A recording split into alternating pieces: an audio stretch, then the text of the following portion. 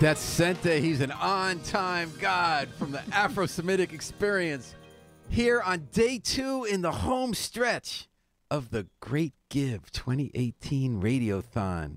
You listen to WNHH FM. We're teaming up with the Community Foundation to help raise what we hope will be $1.5 million from folks like you to help 488 nonprofits help make us a great community. And we're visiting with folks who do some of that work to tell you why you should support them.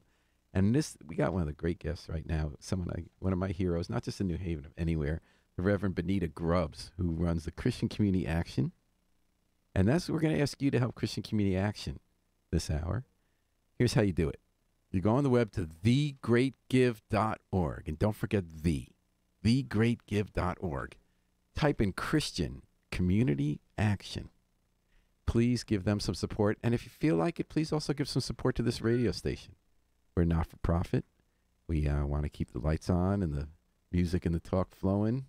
And you do that by, at the same website, thegreatgive.org, you type in WNHH. Reverend Benita Grubbs, Christian Community Action, welcome to the studio. What a pleasure to be sitting with you. It's always great to be around you, Paul, for all that you do and for who you are. Well, Christian Community Action does a lot, including housing families who need shelter, an emergency shelter. You give a lot of food, a food pantry, correct? That's correct. You help clothe people. That's correct. And at the same time, you do direct service. You also help people get the skills they need and the opportunities to advocate for themselves and rebuild their lives, whether it's the transitional center you run at 660 Winchester Avenue, the former Ivy Street School, which I always loved that people called it the Ivory Street School. It's just the way it was pronounced rather than Ivy.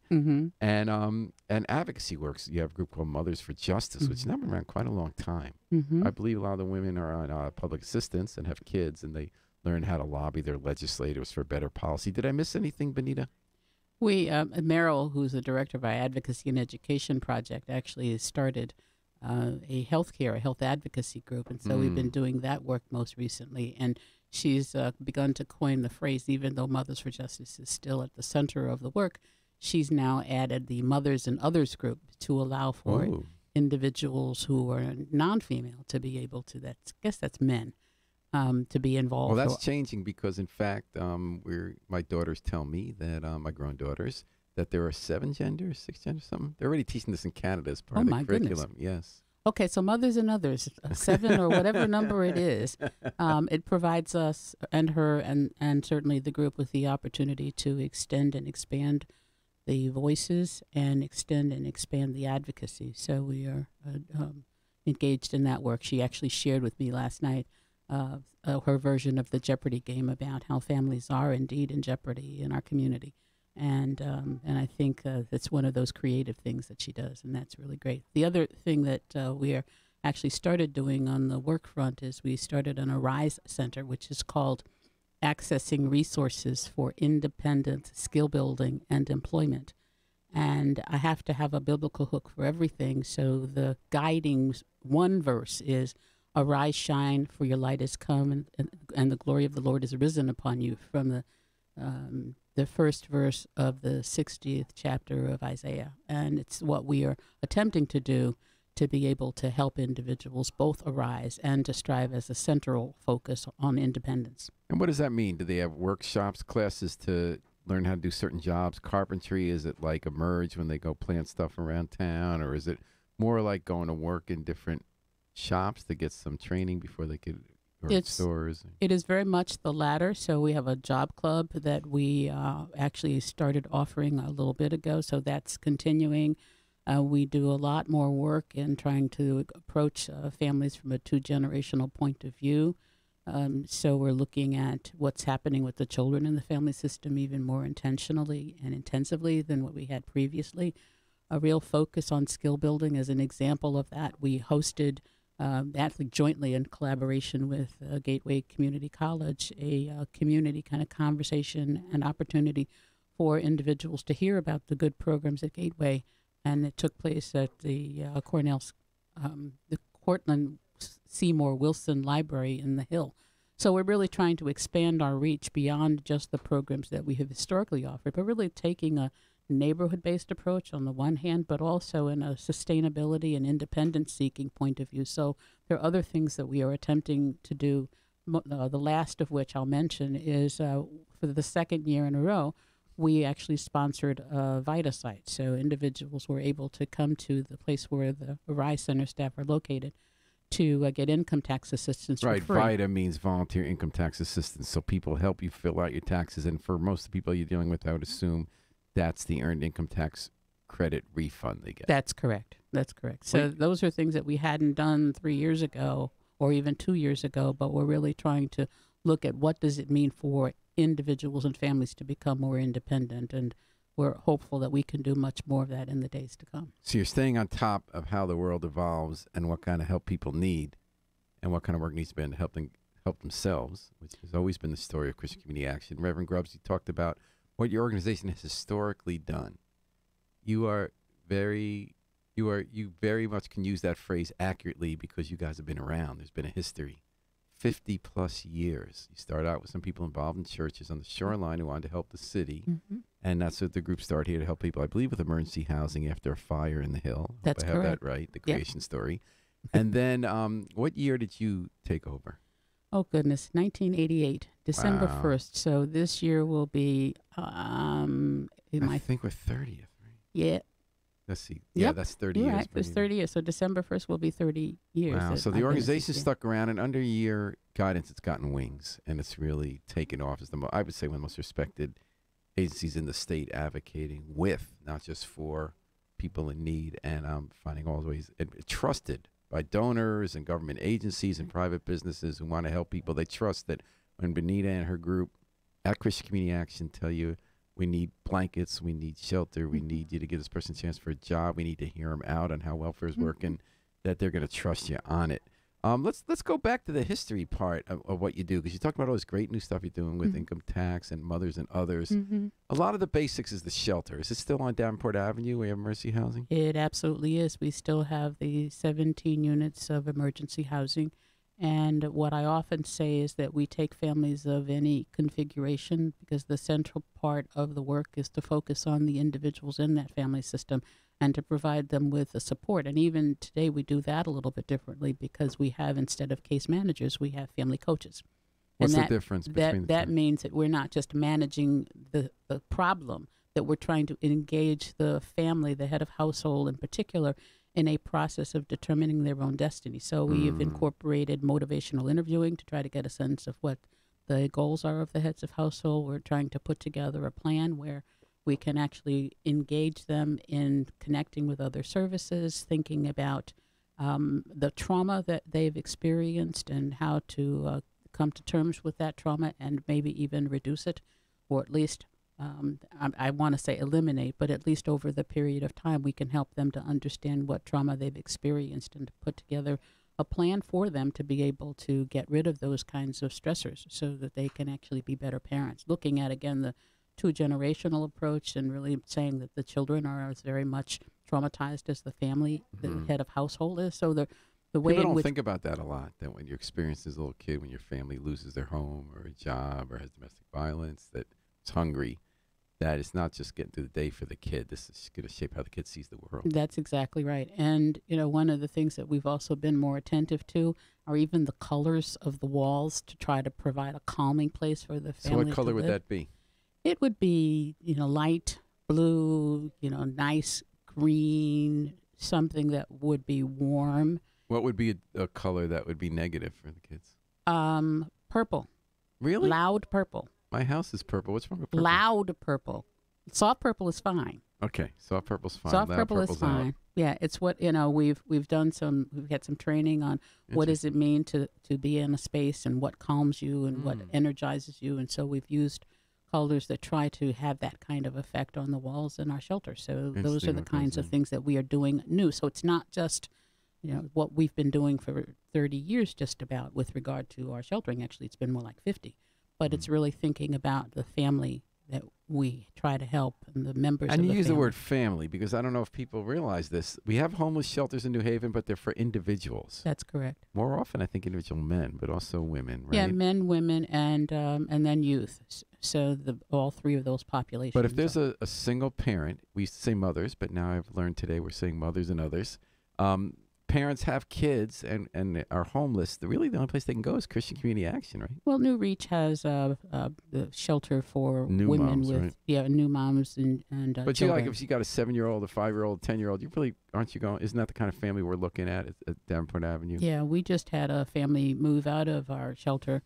It was a family of 7, Wow. 5 children and husband and wife. And, So and how's the need been, Benita? Do we have more homeless people than we used to? Fewer? Is it staying steady? Well, I think one of the things that's happened is that we've developed what's called a coordinated access network.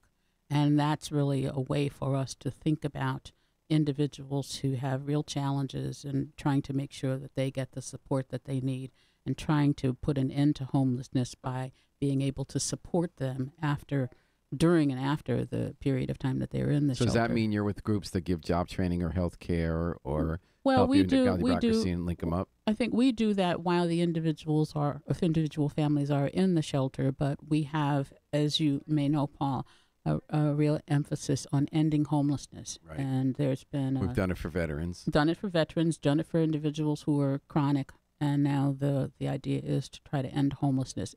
And we should stop to realize that happened because it shows we can address problems. We don't have to be hopeless. Yeah. We can't ignore that they're there. We can't just smile and pretend that everything's fine in our community.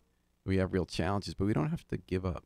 No, and I think that there's some more work that we have to do on the family side. The HUD has the Federal Department of Housing and Urban Development has put forward a ending homelessness agenda for families coming together in 2020. So we've still got some work to do. And as I said at an aldermanic committee meeting, the Human Services Committee last night, that this is the new frontier around what you do comprehensively to help families to be able to get into a shelter if they need it, to get out of the shelter with support, and to be able to hopefully not have to return to homelessness. And, the resources are not there as much as we would like, but at least the effort continues to try to organize strategically the way in which we can assist families. And you're listening to Bonita Grubb, Reverend Bonita Grubbs of Christian Community Action. I can't think of a better group right now for you to go online at thegreatgive.org to type in the name Christian Community Action. And please donate to help them do all the great work you're hearing her talk about. They've been doing it for 50 years. Reverend Grubbs is doing it for 30 years at the helm. Just universally applauded for the work she does. And we're going to try to get to that $1.5 million mark before the day is out for our community. How do you do it, Benita? How do you keep going for 30 years? Doing a job like this where you're dealing with some of the most challenging work that's done in our community, people who don't have homes, who can have a hard time eating or find enough food to eat or heating, taking care of their children. How do you do it day to day? Well, from my perspective, I think it's to understand that it's a calling. It's not just a job for me. It's ministry. And so that makes a difference for me. The other thing is that there are a number of very dedicated and committed staff people who have the deep desire to help and to move people from the point of view, the point where they were, to a better place, and to sort of walk with them for that period of time. I think also that when we see an individual who, some of whom have been in our shelter, who end up in Mothers for Justice, it means that they have taken a step up Maslow's pyramid to the place of self-esteem and self-actualization. And that's the pyramid of needs. That's right. First, you got to eat. That's right. And so that's at bottom. And so trying to support individuals and encourage them and sometimes cajole them and maybe even push them to a place of what we believe is their potential and helping them to realize their potential. Benita Grubbs, can you tell me about a day recently on your job that you've been doing for 30 years, and we appreciate that you do it? A day where something happened, you said, this is why I do it. This is why I keep going. This is why I don't lose hope. So there are two things that I would say in that regard. One, it happened last week. There was a family that had come in. We had some toys in the basement of our building, and we try to keep them for kids who are part of the families that we serve or are in our shelter. And so the 3 young girls were there, and I asked them what their names were. and the youngest one's name was Hope. Mm. And I said to her mother and the two other daughters, yeah, that's what living hope looks like. Mm. She had the pictures. She had the two containers, or should I say boxes, of toys, and she was smiling. Her barrette was kind of sideways, but I said, here's a young lady who is cared for, who is supported, that we're trying to help. And it reminded me that it's not just a number, it's that there are people. And here's a precious one who And actually you always has, use the word individual. You make a point of that. Oh yeah. So that was the most sort of recent one. The other thing is a commercial, actually, which is on May 8th. That's next week. That we are going to be releasing a book that's entitled Living Hope. 50 faith leaders from in and around New Haven and some beyond to try to embody, what the hope is for them. And they're Christian, Jewish, Muslim, male, female, close to town, farther away. My most immediate predecessor, Carl Hilgert, is actually one of the featured persons who reflected on the topic of hope. So that book has provided me with a kind of inspiration. And we are going to be able to release that book next week, and hopefully there's more to come about the actual purchase of the book afterwards. So those are the two things. Your name is not Hope. Your name is the Reverend Benita Grubbs.